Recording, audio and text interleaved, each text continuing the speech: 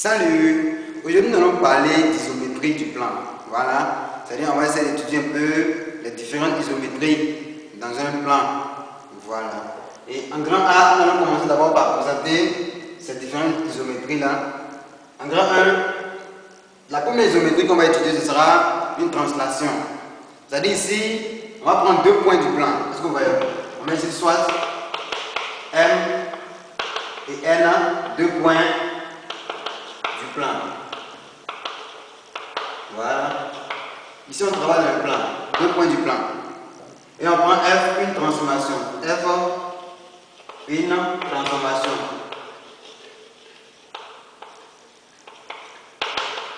Une transformation. On prend aussi M', c'est-à-dire l'image de M par la transformation F est M'. C'est-à-dire M', c'est l'image de M par F. On prend aussi l'image de N par F, c'est N'. Voilà. C'est bon? Donc ici, F est une translation.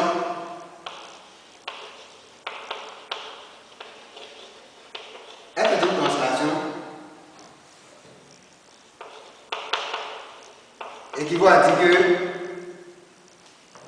le vecteur M, N est égal au vecteur M', M'. Voilà. Donc ici, vous avez deux points du plan, ainsi que leur image, une transformation. Pour montrer que cette transformation est une translation, il faut montrer cette égalité. Dès que vous arrivez à montrer que le vecteur Mn est égal au vecteur M', alors F est bien une translation. Voilà. Ici, vous devez retenir que les translations sont caractérisées par un vecteur. Toute translation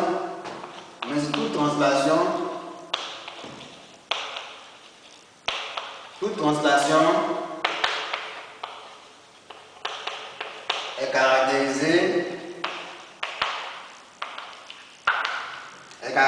par un vecteur.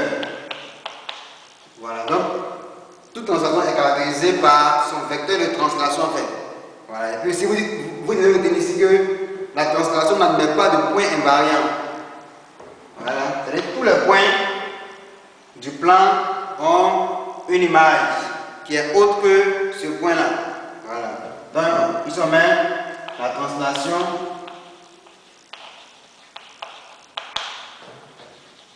n'admet pas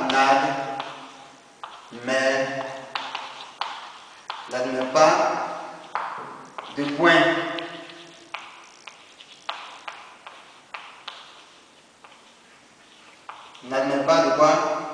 de point invariant. Voilà, c'est-à-dire que tous les points ont une image autre que eux-mêmes. Voilà, donc ici on va faire un exemple. On prend un point M par exemple et on prend un vecteur T, vecteur par exemple U. Voilà. Et ici, on demande de construire l'image de M par la translation. Est-ce que vous voyez? On met M quelque part ici. On demande de construire l'image de M par la translation de vecteur U. Comment on fait? Voici U qui est là. C'est bon? Donc ici, on prend la règle et les gains. On place les gains comme ça. On glisse, on translate. Vous savez bien faire ça. On translate ce vecteur jusqu'à ce que ça vienne ici. Voilà, quelque chose comme ça. Et on prend la même distance. On dépose. Donc, vous voyez qu'on a translaté le vecteur ici. Donc, l'image de M par la translation du vecteur U est ici, M'. Donc, voici l'image de M qui est là. Donc, si on demande de construire l'image de M par la translation du vecteur U, voici comment on peut faire. On transfère le vecteur U, on met ici, c'est-à-dire l'origine ici, et puis la même distance. L'extrémité sera l'image de M. Voilà. Si on prend aussi N, comme ça, ce point-là, on fait la même chose. On translate comme ça. Ça, celles-là sont parallèles. On prend la même distance. Comme ça. Donc, voici l'image de N. qui est là. MN. Voici MN. Voici MN. Voici M'. Bon, c'est pas tout à fait chose, mais ça ressemble un peu à ça. Donc, voici le vecteur MN qui est égal à M'. Si vous faites bien, vous allez voir que cette relation est vraiment vérifiée. C'est le même sens et sont les mêmes normes. Donc, voici un peu la notion de translation. Ce dont on parlait, c'est un peu ça. Voilà. Passons maintenant à l'expression analytique d'une translation. C'est-à-dire, par exemple, on prend ici M, les coordonnées Y. Maintenant, M', c'est l'image de M par rapport à, on met ici F de M', c'est l'image de M par la translation de vecteur U. Donc ici, on aura M' qui va vous coordonner X', Y'. Et puis, puisque toute translation est caractérisée par un vecteur, le vecteur de translation U a pour coordonnées A, B. Voilà. Et ici, on écrit l'expression analytique. L'expression analytique de la translation. Est-ce que vous voyez? Ici, l'expression analytique de la translation de vecteur U, de la translation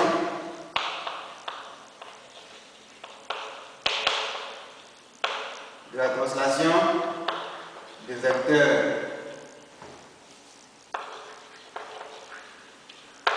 U de coordonnées AB, c'est quoi? En fait, ça sera une relation en fait.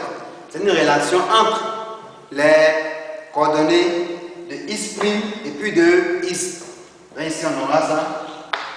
X' qui est l'image, qui est l'abscisse de l'image de M, c'est égal à X, coordonnée de M plus A. Abscisse du vecteur de translation. La même chose pour Y. Y' est égal à Y plus B. Voilà. Donc si on donne les coordonnées de M et on demande de déterminer les coordonnées de son image par la translation de vecteur U, on donne les coordonnées aussi du vecteur U. Voici comment calculer. Si on vous donne X', vous pouvez calculer X. Si on vous donne X, vous pouvez calculer X'. On peut aussi vous demander de calculer A et B, c'est-à-dire les coordonnées du vecteur. En vous donnant ces deux-là, vous devez être capable de pouvoir faire ça en fait. Voilà, c'est juste des jeux pour remplacer tout ça. Voilà. Donc, à partir de ça, vous pouvez déterminer les coordonnées d'un point, de son image et même du vecteur de translation. Voilà, c'est un peu ça. Ici, en exercice, on dit soit T une translation. Voilà, de vecteur U. De coordonnées 2, moins 3. Et M de coordonnées 0, 1. Calculer les coordonnées de M', image de M. Voilà. Ici, on sait que l'expression analytique c'est quoi? X égale ça. On va ici. X est égal à quoi? On dit X plus A. X c'est quoi? X c'est quoi? X c'est coordonnée de M. Donc ça va être 0 plus quoi? A. A c'est 2. Y est égal à quoi? 1 plus B. B c'est combien? C'est moins 3. Donc 1 moins 3. Et on aura X est égal à 2. Et puis Y est égal à quoi? Moins 2. Voilà. Donc voici les coordonnées de M', 2 et moins 2. Donc voici comment on calcule les coordonnées de l'image de M par la translation. Voilà. Dans un des exercices, on nous dit le plan est muni du repère autonomé OIJ. On considère le vecteur U de coordonnées 1, 2 et la droite D l'équation 2x moins 3y plus 4 égale à 0. C'est bon? Et ici, on nous dit quelle est l'expression analytique de la translation de U. Est-ce que vous voyez? Donc l'expression analytique, il va falloir qu'on trouve une relation entre, voilà, et tout ça. Sachant qu'on a eu et la droite d'équation, ça. Voilà. Donc ici, l'expression analytique en fait, l'expression analytique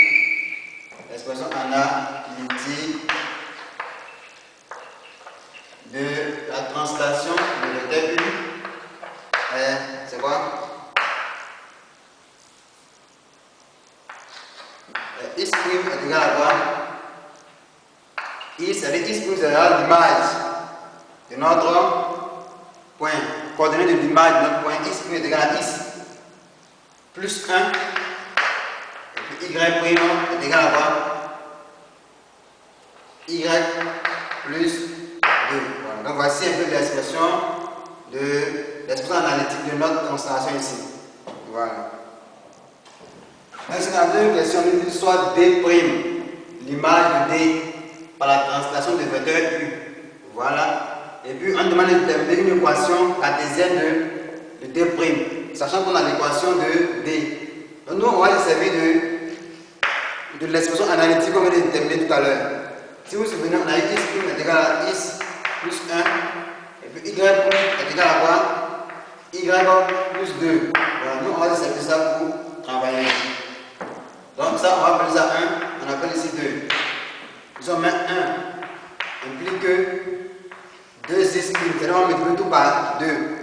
2x' est égal à quoi? 2x plus 1. Pardonnez, si on multiplie tout par 2, ça fait 2x plus 2 ici. Voilà. Du coup, si on prend D, on envoie tout ça là-bas, ça fait 2x c'est égal à quoi? 3y moins 4. Voilà.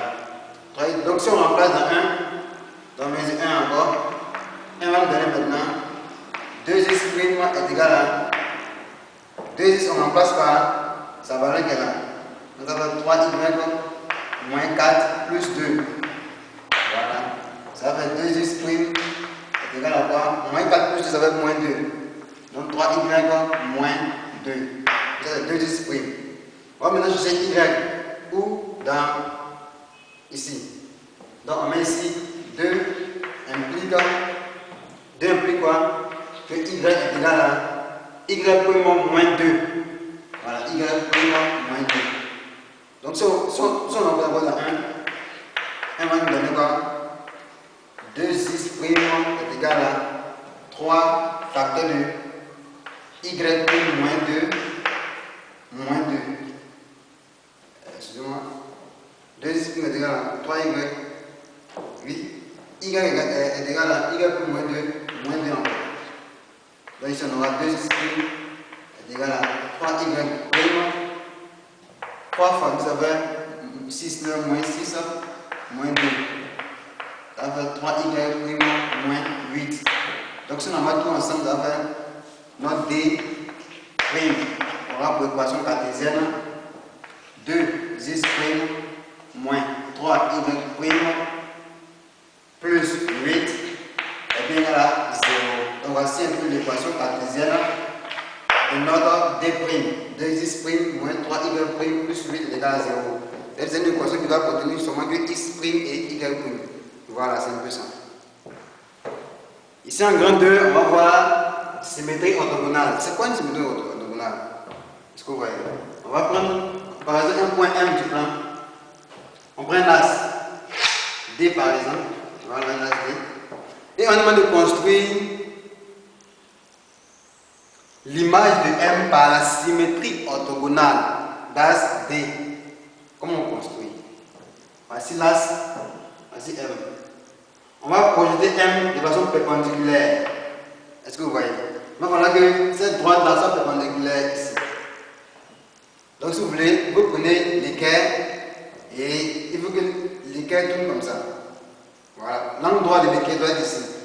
Il doit être comme ça. Donc on dépose l'équerre, de sorte que l'angle droit est ici. C'est bon? Et puisque on a vu le tracé, on prend maintenant la règle et on continue notre tracé.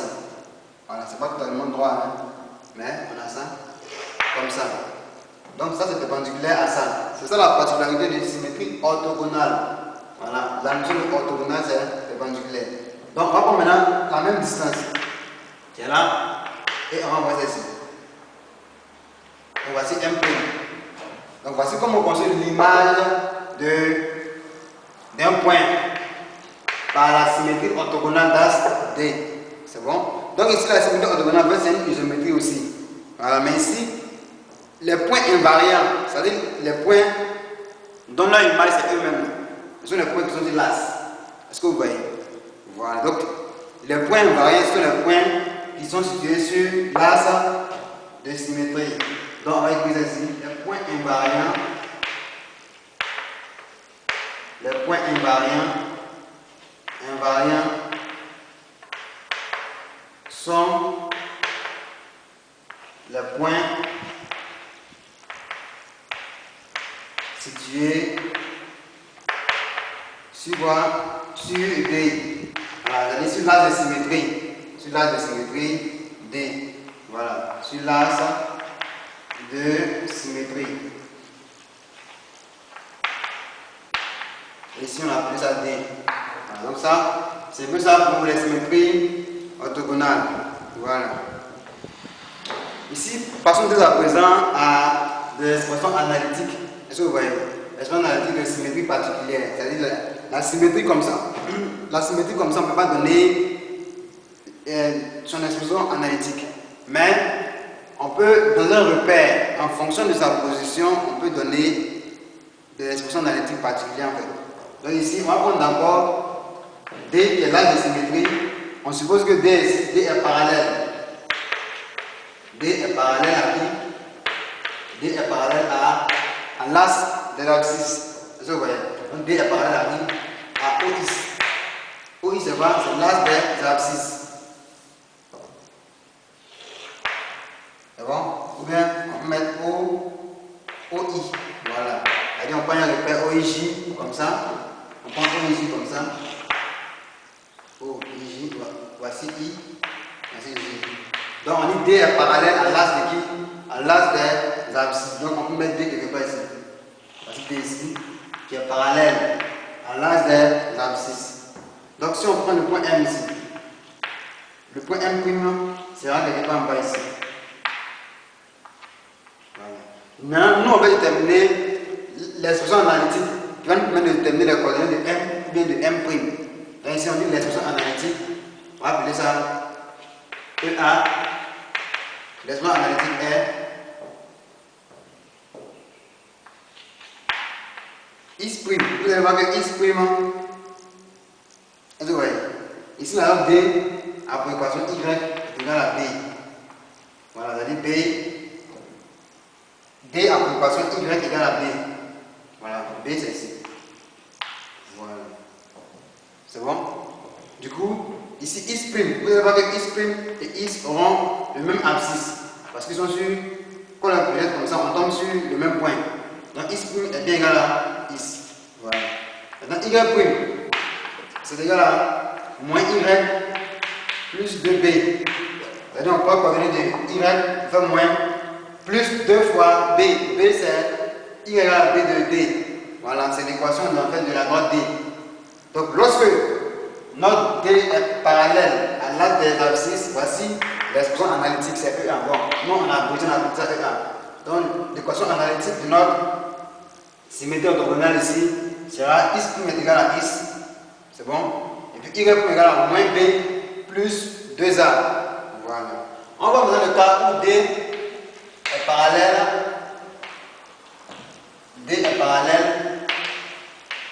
à l'axe des ordonnées. Voilà. On peut mettre parallèle à qui? On va mettre parallèle à OJ. Parallèle à OJ. Voilà. Donc ici, on prend toujours le même repère. On prend un repère comme ça. O, I et J. Voilà, un repère autonomé. O, I, J. Et après, on nous dit que D est parallèle à. Du coup, si D est parallèle à l'axe OJ, donc D sera quelque part. C'est bon? Du coup, ici, la troisième équation de D, ça sera X est égal à A. A, c'est le point qui est ici. D. L'équation de D, ce sera I égale à A. A, c'est l'abscisse qui est là. Voilà. Et ici, l'expression analytique, ça sera. Si vous regardez bien en fait, on prend un point M ici. Son image sera quelque part ici. Voilà. Donc si on projette, vous allez voir que M et M auront les mêmes coordonnées. Donc Y' est égal à Y. Voilà. Maintenant X' sera égal à moins X plus 2A. A, c'est le point de là.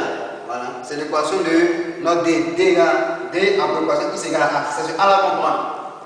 Donc, vous voyez que pour pouvoir trouver, il faut qu'on ait l'équation de notre droite en fait. Voilà. Donc ça c'est lorsque D est parallèle à OJ. Parallèle à OX, c'est ça. Parallèle à OX, c'est ça. On va voir maintenant le cas où D est parallèle maintenant à qui? Non, pas parallèle. D est la première bisectrice. Voilà, on met D est la première bisectrice. Dans le repère, la première bisectrice, on la connaît tous. Ils sont à O, ils sont à I, ils sont à J. La première bisectrice, c'est la droite qui passe par comme ce milieu-là. C'est la droite de l'équation Y égale à X. C'est bon? Donc, si X égale à 1, son image est 1. Si X égale à 2, son image est 2. Voilà. 3, 4, 4, 5, 5. La droite va passer par le milieu là. C'est la droite qu'on appelle la première bisectrice. Voilà. Donc ici, voici D. La proportion Y égale à quoi? Égale à X. Voilà. Là ici, si on prend par exemple un point M ici, son image, il faut poser perpendiculairement à ça. Donc son image est quelque part ici. Et on dit ici que l'expression analytique est X'. C'est bon? Est égal à Y. Et puis Y' est égal à X. Voilà, donc voici l'expression analytique de trois symétries différentes. Donc ça c'est une symétrie particulière.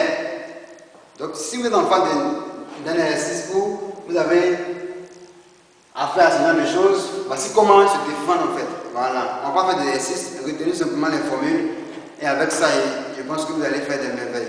Voilà. En grand 3, nous allons maintenant voir les rotations. Voilà. C'est-à-dire on prend toujours M, on met ce soit M et N', 2 points du plan. Est-ce que vous voyez? 2 points du plan. 2 points du plan. C'est bon? On prend aussi F, une translation. Pardonnez, une transformation. F1, transformation. Du plan dans le plan. Voilà. Ici, on prend aussi M', l'image de M par F. Et N', l'image de N par F. F est une rotation.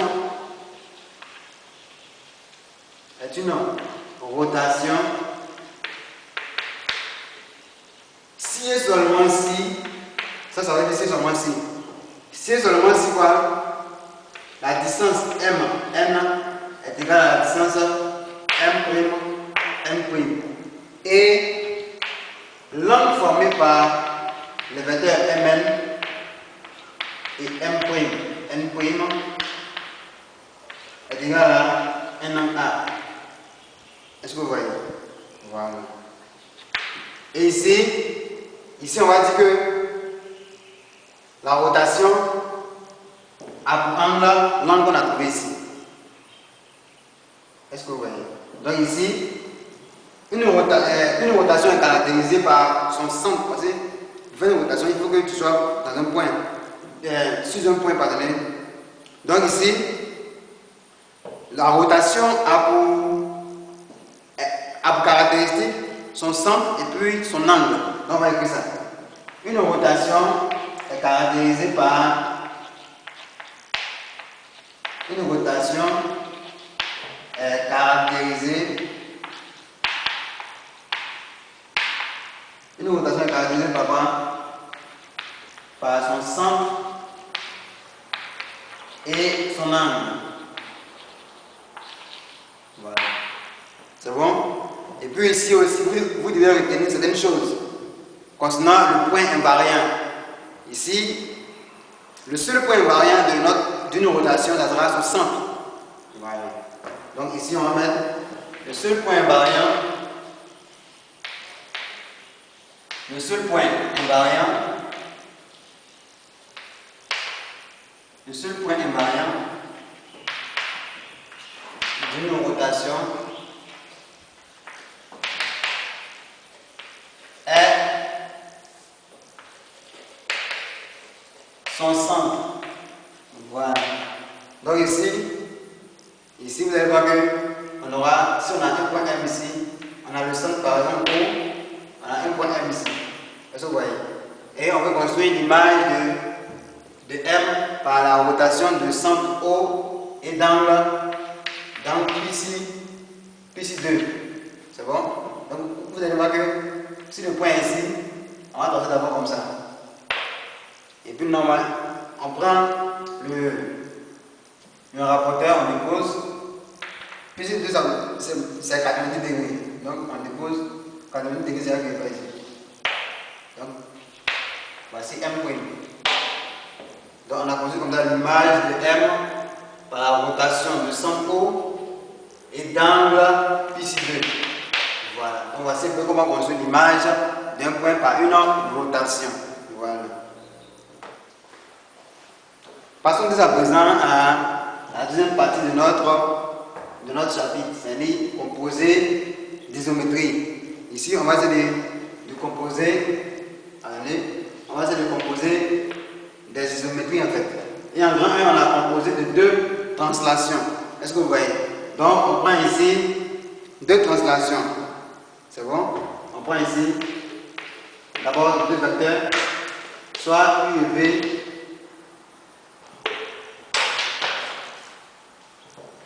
On prend soit une translation de vecteur U et une autre translation T de vecteur V. Voilà.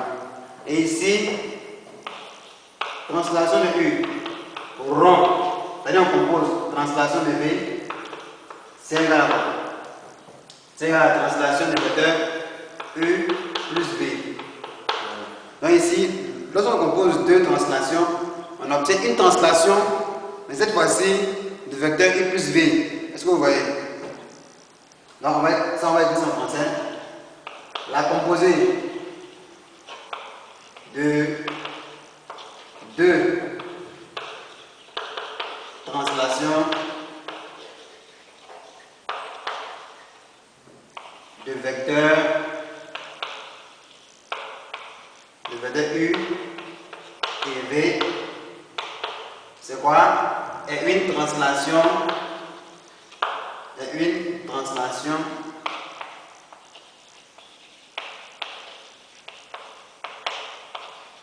de vecteur quoi?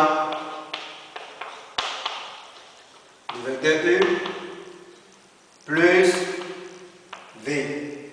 Voilà. Donc c'est une translation aussi, mais de vecteur U plus V. Lorsqu'on parle de composer, vous devez comprendre que si on achète l'image de M par exemple, par la composée, ça revient à acheter l'image de M par celui qui est là d'abord. Est-ce que vous voyez?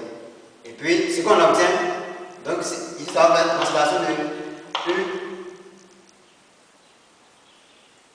rond. Là, allez, on va acheter maintenant l'image de M par la translation de vecteur V d'abord. Si l'image de M par V, on a eu un point A, ça va faire translation de U. Ici, on a eu A. Est-ce que vous voyez? C'est-à-dire, on va chercher l'image pas à pas. On cherche d'abord l'image de M par celui qui est là. Lorsqu'on trouve, on va maintenant chercher l'image par ça.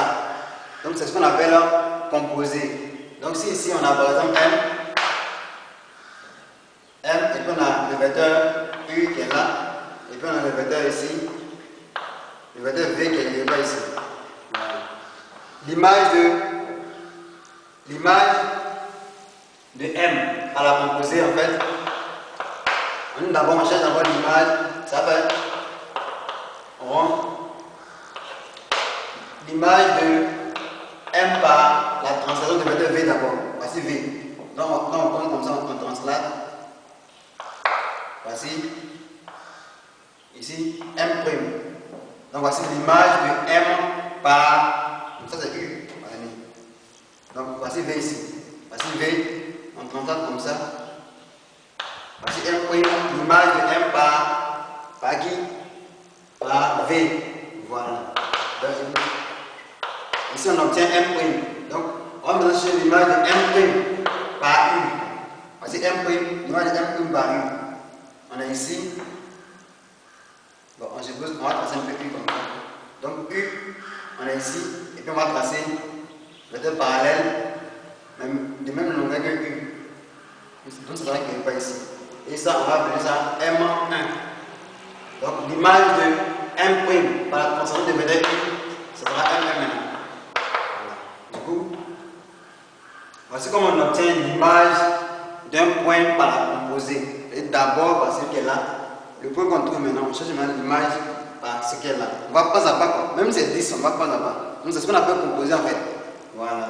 Mais ici, la composée de deux translations en fait, ça sera la translation de vecteur U plus V. Donc ici, il suffit seulement d'additionner ces deux vecteurs U plus V. Et puis ce qu'on obtient, on cherche l'image de M par ce vecteur en fait. Donc ici, voici le vecteur U, voici V. Pour additionner ça, on va mettre l'extrémité sur origine. Donc, lui, son origine va venir quelque part ici. Donc ça, plus ça va donner ce vecteur-là. Voilà. Est-ce que vous voyez? Si ça donne le vecteur qui est là, vous allez voir que l'image en fait de M là, ça va quitter ici, ça va quelque part ici. Voilà. Donc, on fait la somme des deux vecteurs et puis on cherche l'image en même temps. Ça donne l'image de tout ça en même temps. Au lieu de faire pas à pas. Voilà. Donc c'est ça le bénéfice en fait. Au lieu de chercher l'image de M par V d'abord, après par ça. On dit que ça fait la. Donc, on dit que ça arrive à chercher l'image par la translation de vecteur U plus V en même temps. Donc on fait U plus V et puis on cherche en même temps l'image. Voilà. On va la composer d'autres isométries. Voilà. Donc deux composés de deux symétries orthogonales. Voilà. Ici on va voir deux cas. Le premier cas, on va prendre deux symétries d'H delta et delta prime. C'est bon? Ici, si delta est parallèle à delta prime et on a O qui appartient à delta. C'est bon? Et O prime, c'est-à-dire le projeté orthogonal, O prime le projeté orthogonal. O prime le projeté orthogonal de O sur delta prime. Voilà, ou à partir de voilà. C'est-à-dire on a delta qui est là, voici O, voici delta prime. Et ici on projette comme ça, orthogonalement, on a O prime ici. Voilà. Donc les deux sont parallèles, O est là, ils sont projetés orthogonales sur delta prime. C'est bon? Sur delta prime. Voilà. Ici on dit que puisque les deux sont parallèles, alors la composite de ces deux symétries-là va nous donner quoi? Va nous donner en fait une translation de vecteur deux fois OO'. Voilà. Donc OO', c'est deux fois OO', sera le vecteur de translation en fait. Donc composite de symétrie ici nous donne une translation. C'est lorsque les deux axes de symétrie sont parallèles. Est-ce que vous voyez? Maintenant, on a aussi un deuxième cas où on a par exemple deux droites. C'est-à-dire les deux axes, on peut appeler ça AB, l'axe AB et AC par exemple.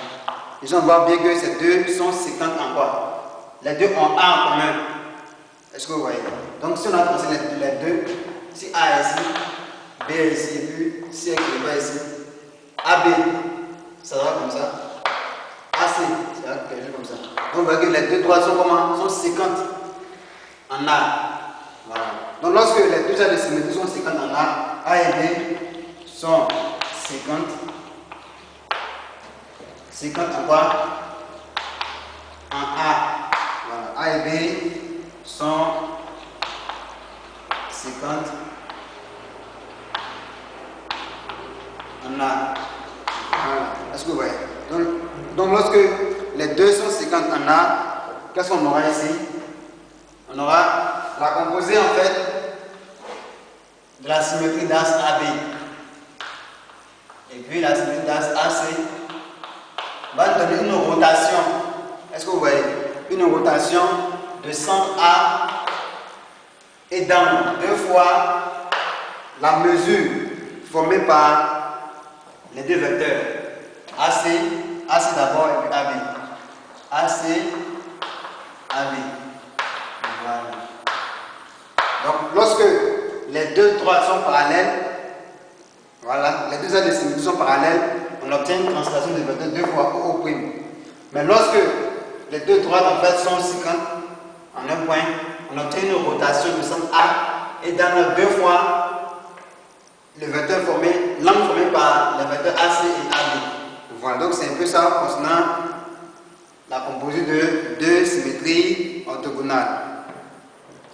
Donc ici en exercice, on nous dit ABCD est un rectangle direct tel que AB égale à 2 fois AB et O est le milieu de CD. Voilà, on va essayer de regarder ça d'abord. ABC est un rectangle direct. Donc A, B, C, D. Juste comme ça. Et puis on dit que AB est égal à 2 fois AB. Voilà. Du coup, A, B, je vais ici. Égal à 2 fois AB. On va se dire ici.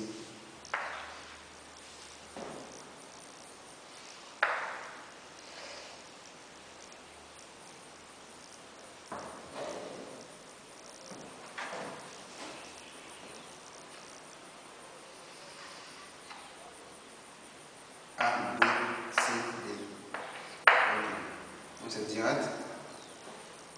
Et B, on nous dit AB est égal à 2 fois AD. Ok, c'est bon.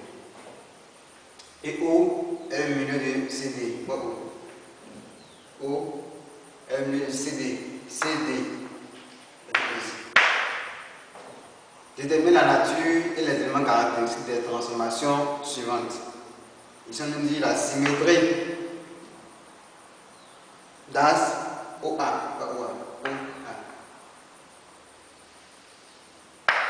Pour la symétrie d'axe OB. Voilà. Donc ici, on sait très bien que les deux sont séquentes en O. Est-ce que vous voyez? Donc, c'est notre cas. Donc ici, on a S, OA, rond S. Bon, on précise que on dit OA et OB sont comment? Sont séquentes. Sont séquentes en O. On met ici. Alors, la symétrie d'axe OA, rond, la symétrie d'axe OB est égale à quoi? On dit que c'est une rotation de centre, le point de concours, et puis dans deux fois ça. Nous avons égal à une rotation de centre O, puisque nous sommes 50 en haut. De centre O et dans deux fois OB, OA. Donc OB, OA. Donc ça. C'est bon? Donc nous, c'est loin que là qu'on va chercher maintenant. Or, on sait ici, vous savez que ça c'est un rectangle. C'est bon? Ça c'est un rectangle. Où est le milieu? Du coup, l'angle qui est là, tout ça, ça fait pi sur 2. Maintenant, puisque où est le milieu? Donc quand ça va passer par le milieu aussi. Du coup, ici on aura pi sur 4. Ici c'est la même chose, pi sur 4. Voilà. Maintenant, pour voir l'angle qui est là, on sait que la somme des trois font pi. Vous avez pi moins pi sur 4 plus pi sur 4. Voilà. Ça fait pi sur 2. Donc en fait, ici on aura pi sur 2 en fait. C'est bon? Donc ici on aura l'angle formé par ces deux vecteurs là. C'est R, le centre O, et donc ça nous donne pi sur 2. Du coup, on aura la rotation de centre O et dans pi. Voilà. N'oubliez pas que vous avez vu un peu comment on a déterminé l'angle. Voilà, c'est ça qui est le plus important. L'angle qui est là, tout ici fait pi sur 2. Tout ici fait pi sur 2 parce que c'est un rectangle. Maintenant, où est le milieu? Donc, lorsqu'on passe ici, ça va passer par le milieu de l'angle. Donc, pi sur 2 divisé par 2, ici on aura pi sur 4. Ici aussi, c'est la même chose, on aura pi sur 4. Or, on sait que tout l'angle qui est là fait la somme des trois angles font pi. Est-ce que vous voyez? Voilà, donc pour avoir, c'est comme si on appelle ça alpha. Alpha plus pi sur 4 plus pi sur 4 encore.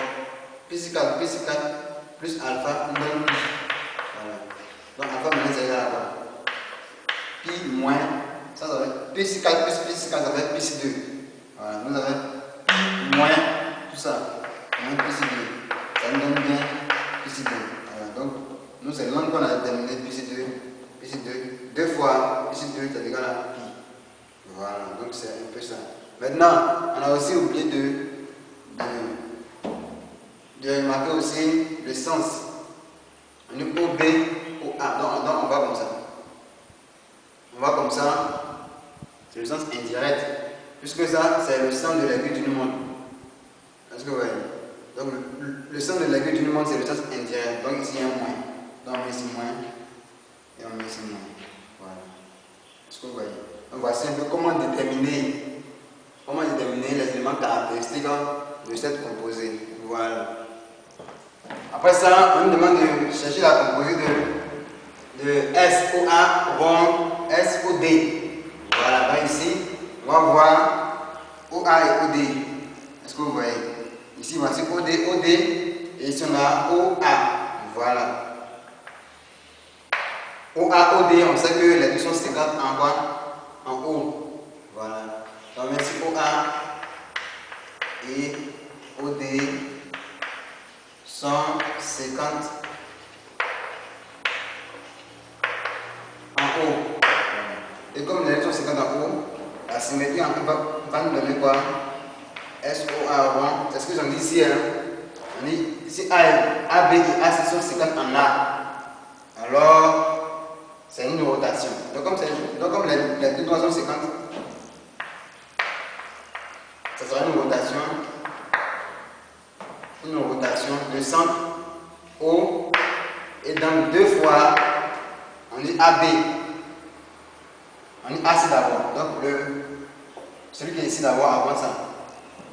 Donc celui qui est ici d'abord. OD, OA. Voilà. Donc nous on va chercher maintenant l'angle formé par OD, OA. OD, OA. Donc ils sont comme ça. OD, OA. Voilà. Donc nous on va chercher l'angle qui est là. C'est bon? On sait que ici c'est l'angle droit. C'est pi sur 2. Ici aussi, on sait que c'est pi sur 4. Parce que les deux doivent faire pi sur 2. Et puis lui fait pi sur 4. Donc ça c'est combien? Pi sur 4. Pi sur 4, ici c'est pi sur 2. Or on sait que la somme des trois angles doit donner pi. Parce que dans un triangle, la somme des angles fait pi. Pi c'est 180 degrés. Voilà. Donc ici on aura, si on appelle ça bêta par exemple, on aura bêta plus pi sur 4. C'est bon? Bêta plus pi sur 4 plus, ici c'est pi sur 2, on donne combien? Pi. Voilà. Alors ici, les deux qu'on met ensemble, on sait que ça va nous donner 3 pi sur 4. Est-ce que vous voyez? Donc ici, on aura bêta plus 3 pi sur 4. Ici, vous regardez le dénominateur, ça va donner 3 pi sur 4 égal à pi. Donc, c'est comme si bêta est égal à combien? Pi moins 3 pi sur 4. Voilà. Pi moins 3 pi sur 4, ça va donner pi sur 4. Alors, au même dénominateur, vous allez voir que ça donne pi sur 4. Voilà. Donc, cette démonstration, vous pouvez faire ça à la suite. Voilà. Mais comme nous, on n'a pas cet espace, on fait ça. Du coup, vous voyez comment ça se passe en fait. Du coup, l'angle ODOA, c'est bien pi sur 4.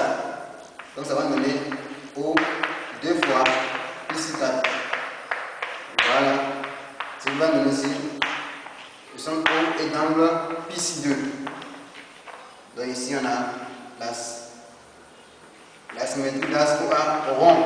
La symétrie d'as OD nous donne bien une rotation du centre O est d'angle pi sur 2. Voilà. Donc, ici, nous avons une composée. Mais ici, on a 4 symétries qu'on compose. Au cours, nous, on nous a appris simplement à faire quoi? À composer seulement que 2 symétries. Et ici, on donne 4 symétries. Mais nous, qu'est-ce qu'on va faire? On va travailler 2 par 2. Donc, c'est ce qu'on sait faire. Voilà. On met ici, on a la symétrie de quoi? La symétrie d'as OA rond, la symétrie d'as OB. Si vous vous souvenez, ça, on vient de faire. On a dit que c'était une rotation de centre O et dans le moins pi. Voilà. Donc, on va chercher encore cette composée là, et puis après, on va composer les deux. Voilà. Donc, ici, on aura la symétrie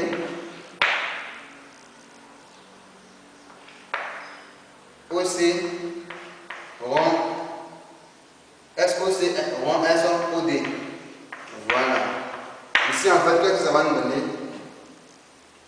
Lorsqu'on regarde bien, OC, les deux sont séquentes, donc c'est une rotation du centre O. Et puis dans 2 fois OD, 2 fois OD, OC. Voilà. Donc ici, qu'est-ce qu'on aura ici? On aura une rotation du centre O et d'angle 2 fois OD, OC. OD, OC. Donc ça sera un truc comme ça. Voilà. Vous savez ça, c'est le sens direct. Et puis OD, OC nous donne l'angle plat. Donc c'est pi. Donc ça sera 2 fois pi. Est-ce que vous voyez? Et ici on aura une rotation de centre O et d'angle 2 pi. Voilà. Donc voici ce que ça donne ici. C'est ce que ça nous donne. On va faire ça au début. Mais puisque c'est ça et ça, donc pour le point D, on a une rotation de centre O et d'angle moins pi. Rond, pour le deuxième, on a eu quoi? Une rotation de centre O et d'angle 2 pi. Voilà. Donc ici, on a la composite de 2 rotations. Est-ce que vous voyez? La composite de 2 rotations, ça donne quoi? Voilà. C'est ce qu'on va faire maintenant. On va voir maintenant la partie où on compose 2 rotations. Et après, on va revenir à notre exercice. Parce que étant là, on ne peut pas calculer, puisqu'on ne sait pas comment, on ne sait pas ce que ça nous donne comme résultat. Voilà. Donc, on va voir rapidement le cours sur les composites de rotation et on revient à notre exercice. Voilà. En grand 3, nous allons voir les composites de rotation. Voilà. Donc, ici, on va prendre 2 rotations. On met ici soit la rotation de centre O et dans avant. Est-ce que vous voyez? Et puis ici, on prend une autre rotation de même centre O et dans alpha. Donc ici, on voit que les 2 rotations ont le même centre. Est-ce que vous voyez? Donc ici, on met le même centre. Voilà. Allez, avant ça, on va écrire R1 en même centre. c'est-à-dire on a le même sens de rotation, en même sens. Du coup, si on a R prime, si on a R, le centre O est dans alpha, et R prime, le centre O encore est dans alpha prime. C'est bon? La rotation de centre O, alpha, rond. On met en bas. Le centre O est dans alpha, rond, R prime, le centre O encore, rond, alpha prime, est égal à une rotation en fait. En fait, ça sera une rotation. Ça sera une rotation. Je ne sais pas, R seconde. Ça sera une rotation R seconde de centre O et dans, c'est-à-dire on va additionner les deux angles en fait. Et dans alpha plus alpha prime. Donc lorsque les deux R et R prime ont le même centre, la composite de ces deux rotations là va nous donner une autre rotation de centre, le même centre, et puis dans la somme des angles. C'est bon? Voilà. En exemple, on va terminer notre exercice. L'exercice qu'on vient de faire sur les composites de symétrie, on avait eu R, O, moins pi. On avait eu R, le centre O, moins pi. Rond, la rotation. Descendre quoi, ou encore, et dans le 2 pi. C'est ce qu'on avait eu. Voilà. Ici, on voit que les deux ont le même centre. C'est bon? Du coup, ici, ça va donner une rotation de centre O et dans le 2 pi plus moins pi. Donc, ça fait 2 pi moins pi, ça fait pi. Voilà. Donc, voici ce que ça nous donne comme résultat. Voilà, tout l'exercice précédent. Donc, lorsqu'on a le même centre, on additionne les angles et on prend le même centre en fait. Voilà, c'est un peu ça. Nous allons maintenant voir le cas où R et R' sont de centres distincts. C'est bon? C'est-à-dire ici on prend une rotation de centre O et dans alpha. Et puis ici on a R' de centre O' et dans alpha prime. Donc ici on voit que les centres sont bien distincts. Voilà. Lorsqu'on compose les deux, pour composer les deux, on va d'abord regarder leur angle. Est-ce que vous voyez? C'est ce l'angle qu'on va agir. Donc ici, alpha plus alpha prime est différent de l'angle nul. Est-ce que vous voyez? Allez, on va tirer les deux angles. Si on voit que c'est différent de l'angle nul, alors la composée R' rond R est une rotation. Est-ce que vous voyez? C'est une rotation d'angle. C'est une rotation dans quoi?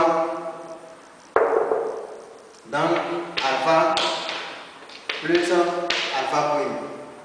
Voilà. Donc en fait alpha plus alpha prime en fait c'est l'angle de rotation. Est-ce que vous voyez? Maintenant, ils n'ont rien dit sur le centre. Donc c'est à nous maintenant de construire le centre. Est-ce que vous voyez? Donc nous maintenant, ici on va prendre la méthode de construction du centre. Construction du centre. Du centre de rotation. De quelle rotation? R' rond R. Voilà. Donc ici nous on va apprendre à construire le centre de notre rotation. Voilà. Donc ici, pour construire, on a construit en fait deux droites, delta et delta prime. Et c'est le point de concours de ces deux droites-là qui sera le centre de notre rotation ici. Voilà. Donc ici, d'abord, on construit d'abord delta prime, tel que quoi? Tel que R prime. Est-ce que vous voyez? R prime ici, c'est-à-dire notre rotation qui est à gauche, R' est égal à S delta prime rond S quoi? O prime. C'est-à-dire O qui est le centre de R, O prime qui est le centre de R'. Voilà, donc on construit une droite delta prime telle que on a ça. Lorsqu'on finit, on va construire aussi une droite delta Est-ce que vous voyez? Tel que R maintenant, c'est-à-dire la rotation qui est à droite, R est égal à quoi? S. O' rond S delta. Est-ce que vous voyez? Et ici on met le centre de rotation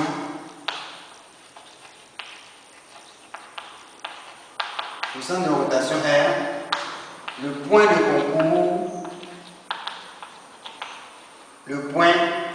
de concours, de qui? De delta et delta prime.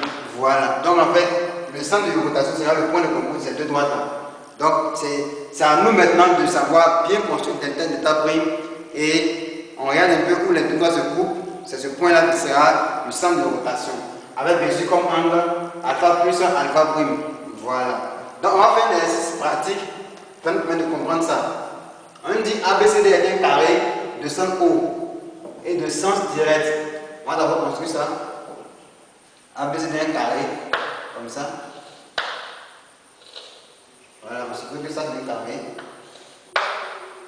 A, B, C et D. De centre O. Donc on a ça. Et on a ça. Voici O ici. Voilà. Donc, après on nous dit, on considère la rotation R1 est égale à rotation de B, rotation de centre B et d'angle plus 2, R2, rotation de centre A et d'angle plus 2, R3, rotation de centre O et d'angle moins plus 2. Et on demande de déterminer R2 rond R1. Donc ici R2 rond R1. D'abord, on va additionner les angles d'abord pour voir ce que ça donne. R1 donne plus 2, pardonnez, R1 donne plus 2, R2 donne plus 2. Donc on va essayer plus 2 plus 2 égale à quoi? Égale à pi. C'est différent de 0. Donc comme c'est différent de 0, on met ici alors R2 rond R1 est une rotation. Est une rotation dans quoi? Est une rotation dans alpha plus alpha prime. Dans plus 2 ça va combien? Ça va pi. Voilà. Donc nous c'est le centre de rotation maintenant qu'on va chercher. Parce qu'une rotation est caractérisée par son centre et puis son angle. On a déjà l'angle, on va chercher maintenant le centre. D'abord, on construit quoi? Delta prime. Delta prime tel que quoi? On construit delta prime tel que ici qui est à gauche, c'est R2.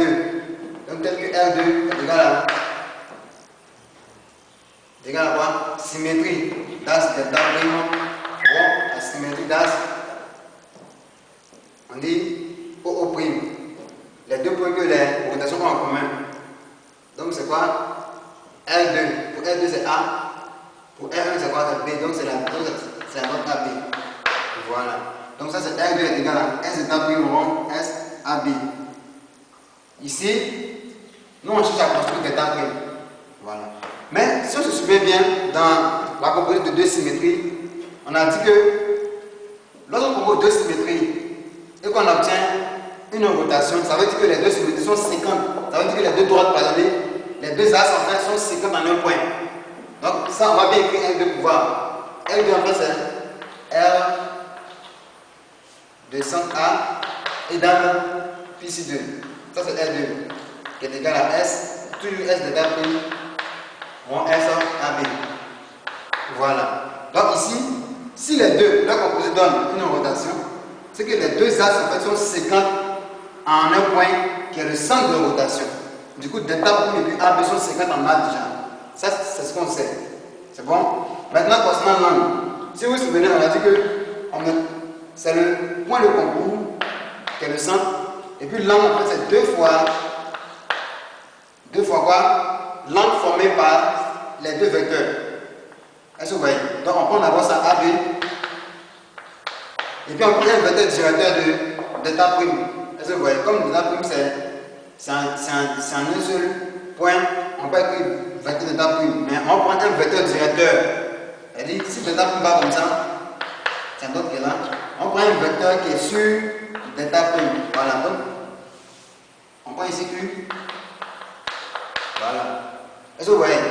Du coup, on aura R de centre, ici c'est A, de centre A, et donc deux fois AB, U étant le vecteur directeur d'état prime en fait. Voilà. Donc ici, pi sur 2, c'est égal à 2 fois l'angle formé par AB et U delta prime. Est-ce que vous voyez? Du coup, ici, ça fait, si on décompose ça fait A, 2 fois pi sur 2, qui va me donner S delta prime rond S en AB. Voilà. Donc ça veut dire que on a bien la forme de la composite de deux symétries. Ça, A, c'est le point de composite de d'état prime AB. Et puis, on a 2 fois l'angle formé par AB et puis d'état prime. Est-ce que vous voyez? Du coup, l'angle formé par AB et puis d'état prime, c'est quoi? C'est pi ici. Ici, c'est pi 2. Pardon, c'est pi 4. C'est 2 fois pi 4 qui donne pi 2. Voilà. Donc, on dit l'angle formé par. Si vous voulez, on peut écrire ça. Bon, on va continuer directement. L'angle formé par AB et d'état prime, c'est pi 4. Donc, voici AB. AB. Bon, on va écrire.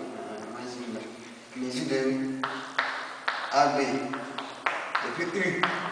U étant un vecteur directeur de U est égal à pi 4.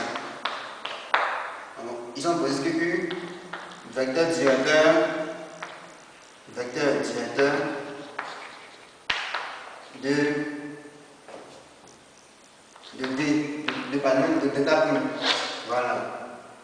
Vecteur directeur de d'état prime. Donc ici, la mesure de AB et U, c'est pi 4. Mais U, en fait, U représente d'état prime. Voilà. Donc voici AB, U.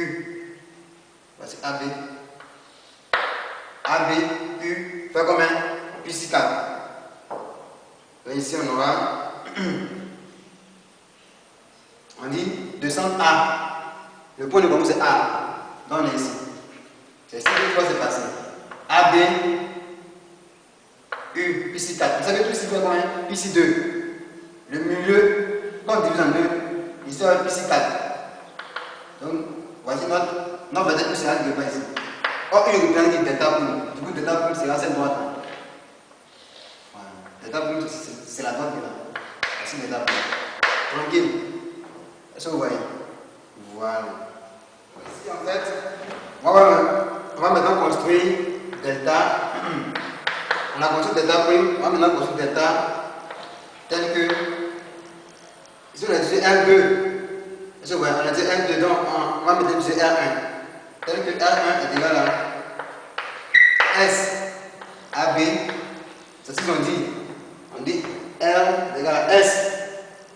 Les deux points et les deux rotations ont comme centre rond S delta maintenant. Et dans le premier, c'est delta prime qui passait d'abord, mais ici, c'est les deux points, les deux centres qui passent d'abord avant la droite à construire. Donc ici, on sait très bien que R1 c'est quoi? R1 c'est B, c'est la rotation du centre B et dans le pi 2. Voilà. Donc c'est égal à la symétrie d'axe AB rond la symétrie d'axe delta. Voilà. Et ici c'est la même chose. On va décomposer ça.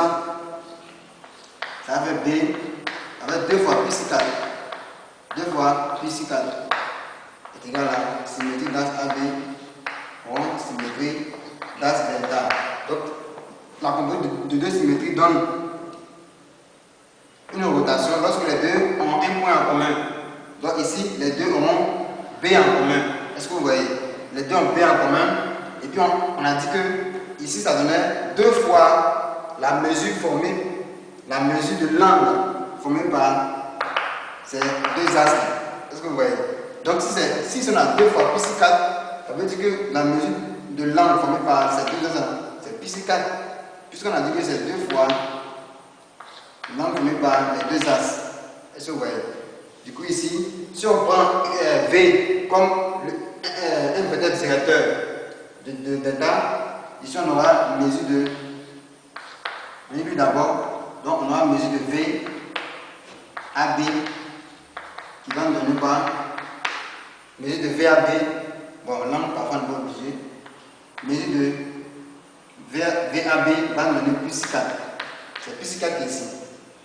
Et on ne pas que V, on précise comme ici que V est un vecteur directeur de delta en fait. Voilà.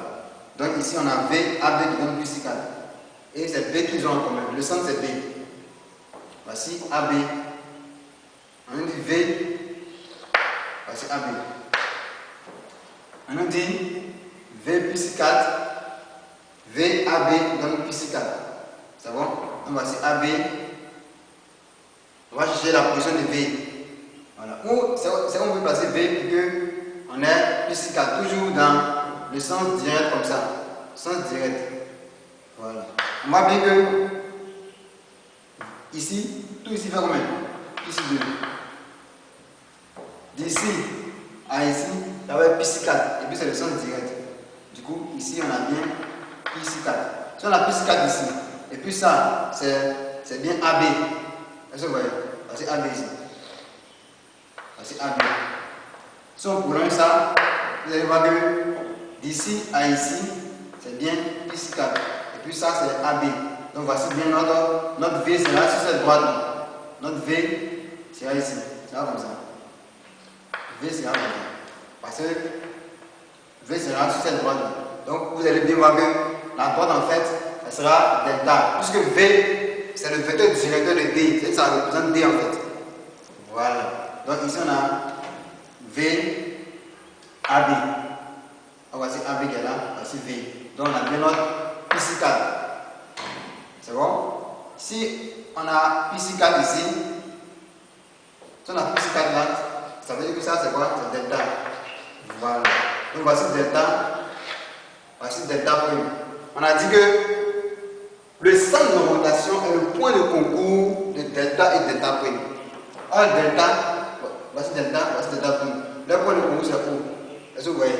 Du coup, cette rotation en fait, c'est la rotation de centre O. Et d'angle plus 2 plus 2 d'angle pi. Tranquille. Donc on a construit delta. On a construit delta prime. Le point de concours c'est O. Donc c'est le centre O d'angle pi. Donc voici comment déterminer la composante de deux rotations lorsque les deux sont des centres distincts. Voilà. Et puis, on va maintenant voir lorsque la somme des angles faits donne l'angle nul.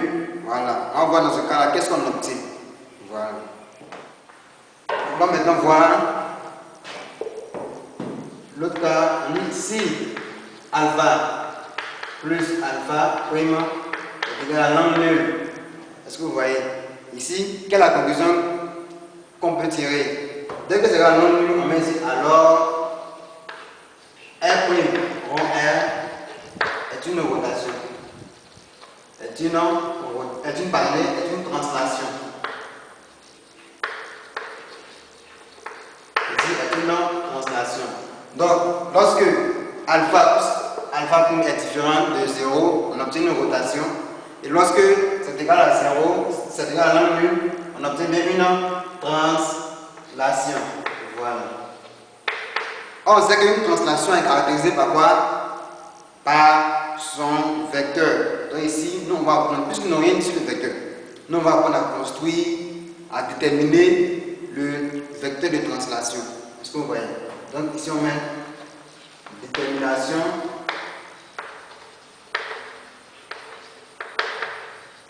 du vecteur de translation. Voilà.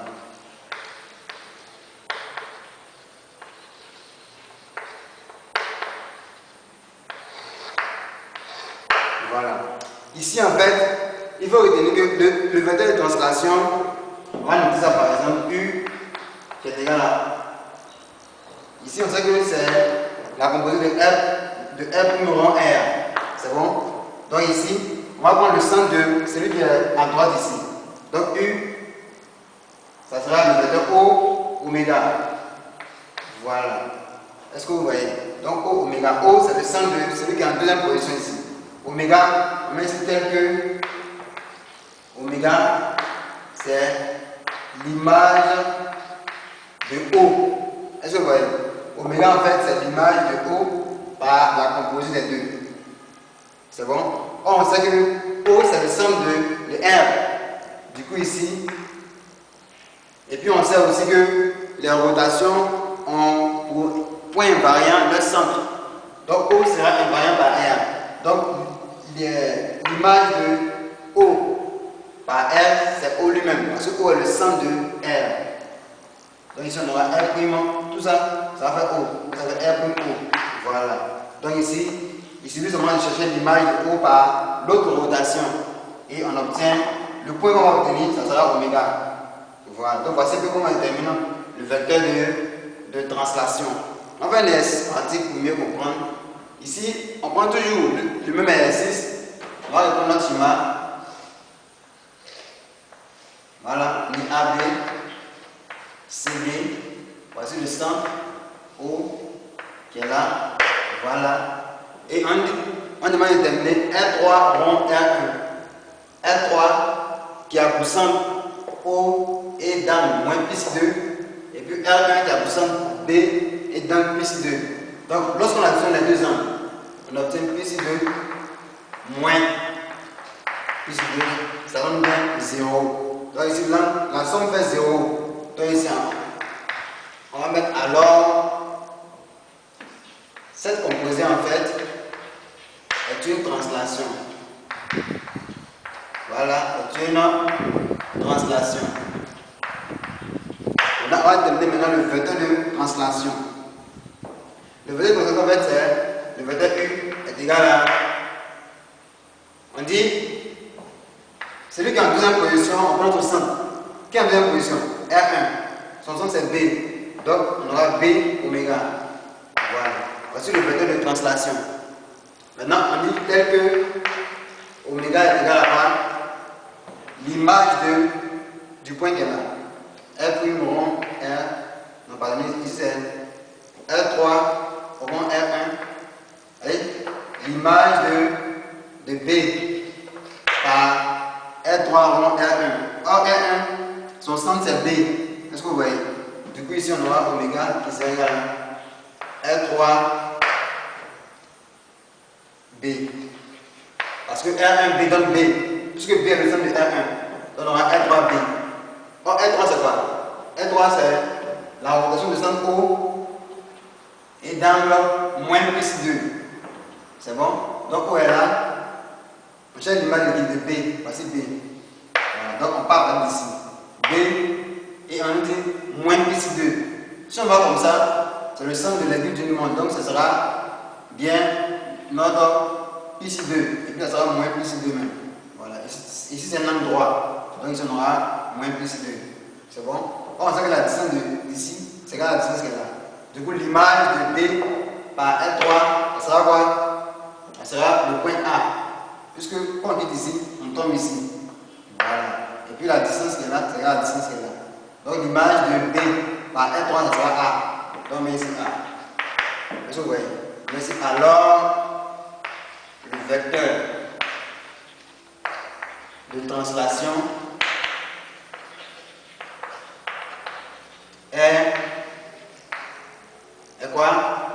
Oméga on a une A. Est BA. C'est le vecteur BA. Voilà. Donc voici le vecteur de translation de notre composé. Voilà. En grand 4, nous allons maintenant voir la composée d'une rotation et d'une translation. C'est-à-dire ici, on va prendre soit une rotation de centre O et d'un alpha. Est-ce que vous voyez? Et une translation de vecteur U. Voilà. Donc ici, on va composer ces deux isométries. C'est-à-dire la rotation, c'est-à-dire R rond T va nous donner une rotation. C'est toujours une rotation. Que ce soit T rond R ou R rond T, c'est une rotation. Donc ici, on met R rond T et une rotation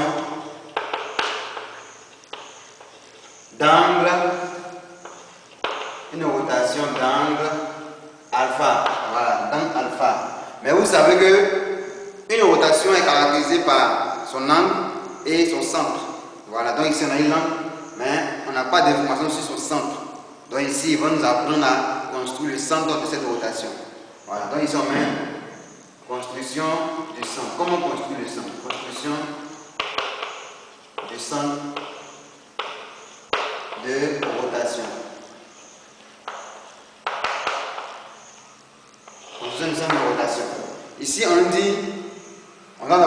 construit une droite D. Est-ce que vous voyez? Donc ici on construit D. D qui passe par quoi? Passe par le centre O. Est-ce que vous voyez? Et de vecteur normal. Et de vecteur normal. Et de vecteur normal U. Lorsqu'on parle de vecteur normal, vous devez comprendre que le vecteur sera perpendiculaire à la droite D. Lorsqu'on parle de vecteur normal, c'est que le vecteur est perpendiculaire à la droite D. Si on parle de vecteur directeur, c'est que ce vecteur-là est parallèle. Est-ce que vous voyez? Si c'est directeur, c'est que U sera parallèle à D. C'est D. Si on dit vecteur normal, c'est que U est perpendiculaire à D.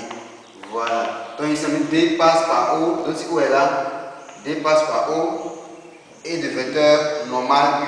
Donc parce que comment D va se présenter. Voilà.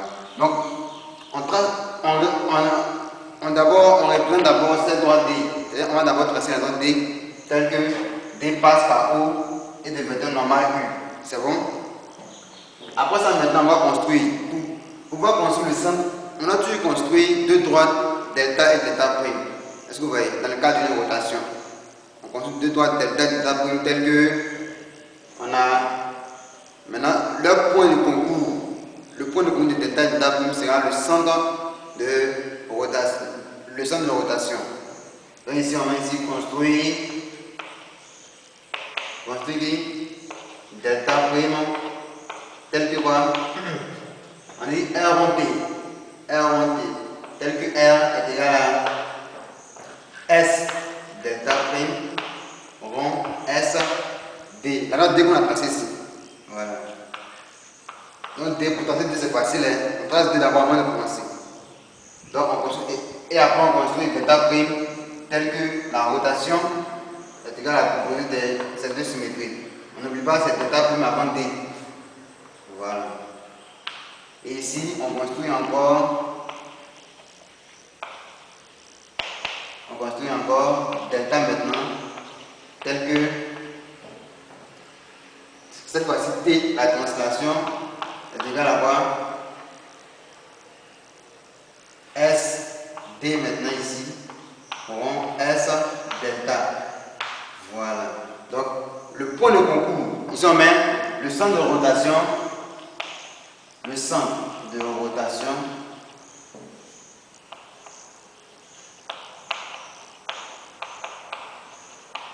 est le point de concours de delta et qui delta prime. Voilà. Donc voici un peu comment ça se présente. Que ce soit R rond T ou T rond R, c'est toujours une rotation d'angle alpha. Maintenant, ça vous déterminer le centre qu'il faut travailler comme ça.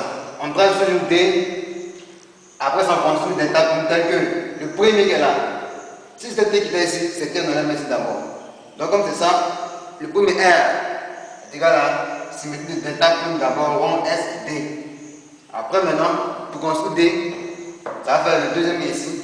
T est égal à S D maintenant. C'est-à-dire on change. S D maintenant rond S delta. Et lorsque vous allez construire delta prime, le point de concours de ces deux droites là sera le centre de rotation en fait. Voilà. En exercice, on nous dit soit ABC un triangle équilatéral, on donne R, la rotation du centre A est dans le PC3 et la translation du vecteur BC. Voilà. Ici on nous dit terminer R rond T. Voilà. D'abord le cours, c'est que R rond T est une rotation d'angle alpha. Donc ici nous on va mettre R rond T est une rotation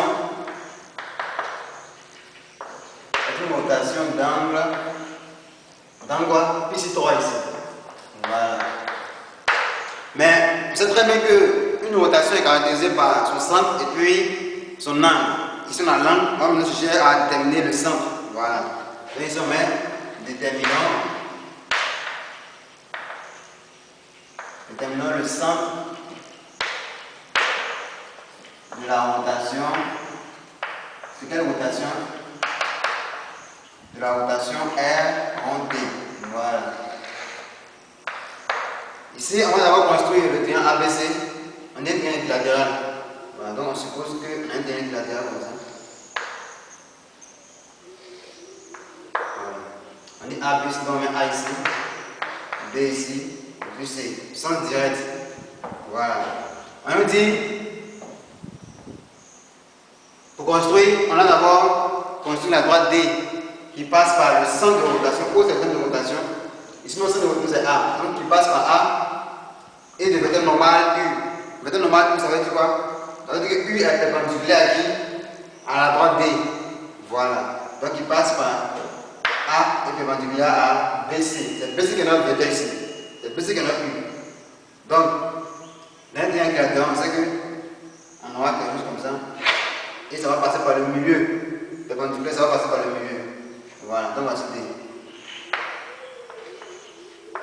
Voici D ici. Voilà. Donc ici on suppose que, voilà, on a ça. Et on doit maintenant de construire delta prime, tel que la rotation de centre A ici. Est-ce que vous voyez? Le centre A est dans ici 3. est égal à quoi? Ici, il me semble que ce n'est pas trop le milieu. Voilà, c'est déplacé un peu juste comme ça. Voilà. Bon, c'est pas totalement juste, hein, je pense qu'on va faire avec. Donc ici, on a ça. On nous dit que c'est la symétrie d'as delta prime. On voit la symétrie d'as D. Voilà. On a déjà construit D. Et ça construit maintenant delta prime. Donc, la proposition de deux symétries qui donne une rotation, ça veut dire que les deux axes en fait passent par le point qu'elle a. Les deux ont ce point-là en commun. Est-ce que vous voyez? Les deux se rencontrent ici, sont séquentes en A. Donc voici A. Alors delta prime va passer aussi par A. Voilà. Donc on prend maintenant ça, on sait que ça c'est A et on a ici 2 fois puis ici 6 qui nous donne puis ici 3. S delta prime rond S D. Voilà. Or on sait que dans le cours on a dit que la composite de deux symétries va nous donner une rotation de centre A et puis d'angle 2 fois l'angle formé par ça et ça. Est-ce que vous voyez? Vous avez 2 fois quoi? La mesure de l'angle formé par. Si on prend ici un vecteur directeur de D, on prend U comme vecteur directeur de D. C'est-à-dire U est sur la droite D. Et puis ici on prend U prime, vecteur directeur de delta prime. Voilà, donc du coup, l'angle, comme on va voir ici, c'est 2 fois ce qu'elle a, c'est ce que le cours a dit. Donc si nous a ça en 2 mots, on va décomposer en 2 fois quelque chose. Du coup, le 2 qui est là, c'est ça qu'elle a, et puis l'angle qui est là, ça représente ce qui est ici. Voilà. Donc si nous on précise que U, pardonnez U, vecteur de qui? De D, et puis U prime, vecteur directeur de qui? Vecteur de delta prime. C'est bon? La mesure de qui? De U. On prend d'abord, celui en deuxième position. Vecteur de U. U prime, la mesure de l'angle par U prime est égale à quoi? Est égale à la valeur qu'elle a. C'est-à-dire vous décomposez ça en 2 fois quelque chose, vous prenez la valeur qu'elle a, vous dites que c'est la mesure de l'angle formé par ça et ça. Donc, mesure de l'angle U prime est égale à qui? Est égale à plus 6. Voilà. Voici D. Nous sommes vecteur, c'est I. C'est U, pardon. Donc, voici U ici. Voilà. Voici U qui représente D. On a U prime de temps qui est delta prime. Et puis, U prime donne plus 6. On sait que tout ça fait plus 3. Parce que c'est un triangle latéral. Et puis, tout ça fait plus 3. Donc la moitié, on fait combien? Ça c'est la moitié, c'est un triangle latéral, donc ça passe par le milieu. Donc ici, ça va être plus 6. Voilà. Et puis c'est aussi le sens direct, c'est plus, on est sur le sens direct qui est là. Donc d'ici ici, ça va combien? Plus 6. Du coup, U sera ici. U sera sur cette droite. U peut me parler. U peut me sera ici. U est là. et U' sera ici. On sait que U' représente qui? U' représente delta prime. Du coup, delta prime, c'est la droite qui est là.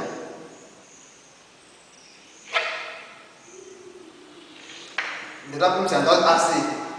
C'est bon? Donc ici, voici comment elle représenter delta prime. Voici delta prime qui est comme ça.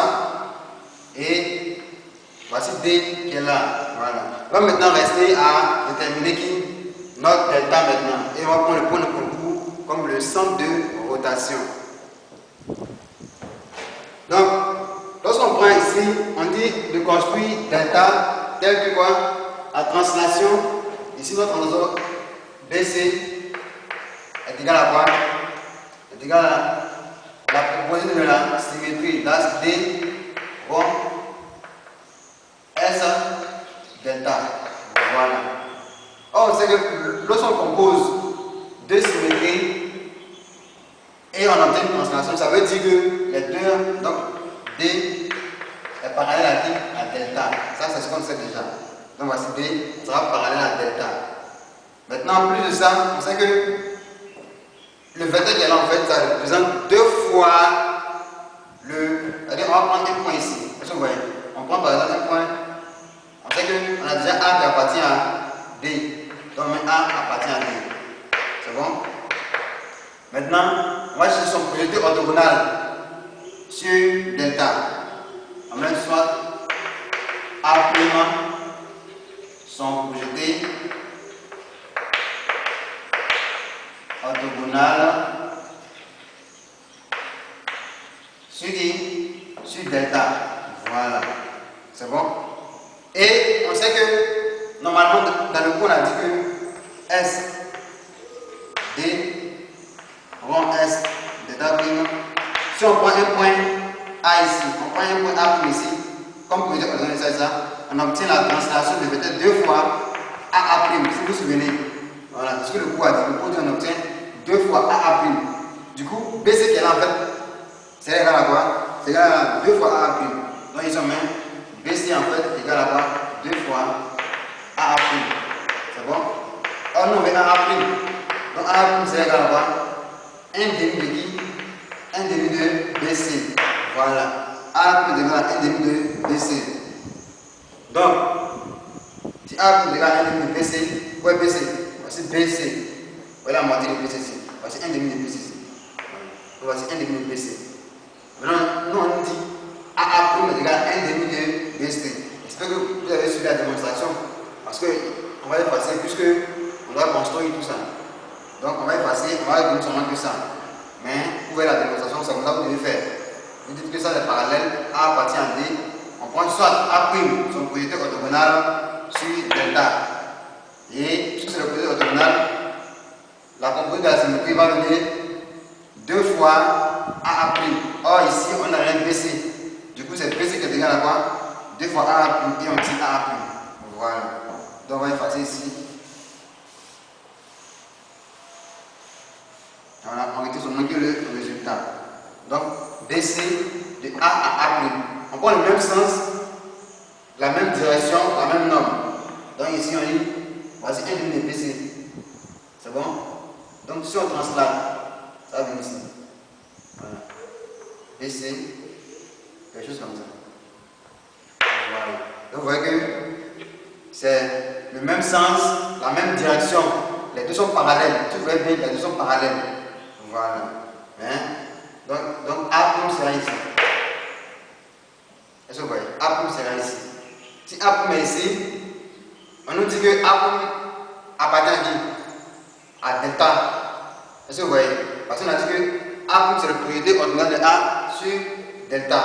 Donc si A' est ici, on sait aussi que D, on avait dit que D était parallèle à qui? À delta. Donc on va passer une note parallèle à ça qui passe par A'. Vous allez voir que ça sera quelque chose comme ça. Voilà. Ça sera quelque chose.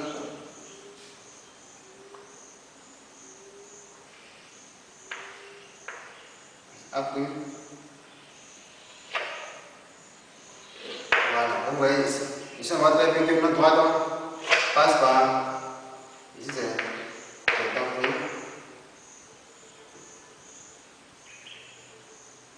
Et ici prime. Voilà. Donc voici notre droite delta comme on construit. Voici delta. Delta passe par A prime, puis parallèle à qui? À D. C'est bon? Donc voici delta prime. Voici delta. Le point de contour c'est quoi? C'est C. Est-ce que vous voyez? Donc ici on voit très bien que c'est quoi? On voit très bien que notre rotation, ça c'est une rotation de centre quoi? De centre C qu'on a eu. Et donc ici 3. Voilà. Donc c'est le centre C. Parce que les deux delta et delta prime se coupent en C. Voilà. Et puis leur angle c'est l'angle de notre rotation qui est en haut. Voilà. Donc voici comment construire la rotation R1T. Voilà, j'espère que vous êtes bien amusés. Essayez de reprendre toute cette fois que c'est pas difficile. Voilà. Donc ici en grand C, on va la composer d'une symétrie orthogonale et d'une translation. C'est-à-dire on va nous dire ça comme ça. S delta rond T. Voilà, ça généralement on appelle ça une symétrie glissée. On dit une symétrie glissée. Voilà. On appelle ça symétrie glissée. Voilà, donc vous devez connaître vraiment cette notion. On peut vous demander de construire l'image de M par exemple par cette composée là.